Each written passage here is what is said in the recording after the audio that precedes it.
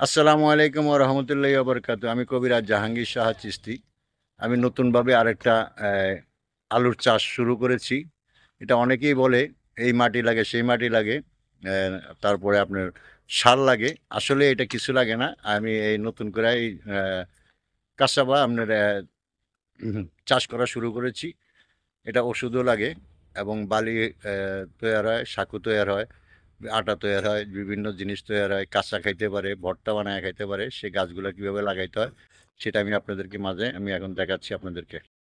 এই যে দেখুন, কাসাবা কাসাবা এই যে এইভাবে লাগাইতে হয়, লাগাইয়া শুধু আপনার পানি দিতে হয়। পানি দিলেই গাছটা তাজা হবে এবং প্রত্যেকটা গাছেই আপনারা এইভাবে লাগাইয়া শুধু পানি দিবেন এবং খেজমত করবেন। আশা করি ইনশাল্লাহ আপনারা কাসাবা অনেক প্রকার বা অনেক আলু আপনারা এটার গোড়ার থেকে পাবেন। এবং কেউ যদি প্রয়োজন মনে করে, কোনো কোম্পানি বা কোনো লোক, তাহলে আমার এখান থেকে ইনশাল্লাহ আশা করি কাসাবা সংগ্রহ করতে পারবেন। আমার চাষ করা আমি শুরু করেছি।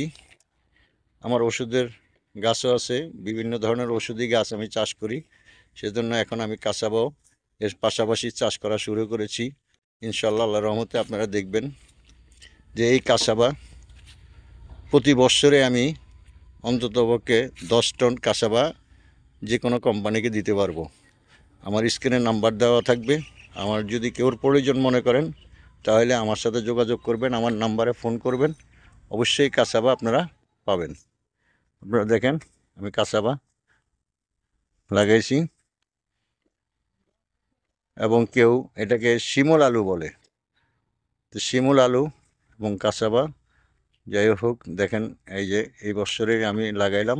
ইনশাল্লাহ আশা করি আপনারা অবশ্যই চিনবেন বা দেখবেন, দেখলে বুঝতে পারবেন কাসাবা।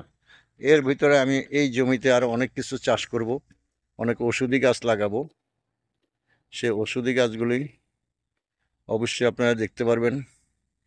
বিভিন্ন গাছ আমি চাষ করি, বিভিন্ন ওষুধি গাছ চাষ করি, সেগুলো দিয়ে আমি ওষুধ তৈরি করি। মাঠের প্রসেসগুলো কীভাবে করতে হয়, কীভাবে করি, সেই জিনিসগুলোকে আমি আপনাদেরকে মাঝে দেখাচ্ছি। আপনারা দেখতে পারবেন, বুঝতে পারবেন ইনশাল্লাহ আশা করি। আজ এ পর্যন্তই থাক। এই ভিডিও নিয়ে আবার নতুন কোনো ভিডিও নিয়ে ইনশাল্লাহ আল্লাহর রহমতে আপনাদের মাঝে দেখা হবে, সাক্ষাৎ হবে। আপনারা ভিডিওটা দেখুন, তারপরে বুঝতে পারবেন। আরও অন্যান্য ভিডিও নিয়ে দেখা হবে ইনশাল্লাহ ভবিষ্যতে। সবাই ভালো থাকুন, সুস্থ থাকুন। আসসালামু আলাইকুম ওয়া রাহমাতুল্লাহি ওয়া বারাকাতুহু।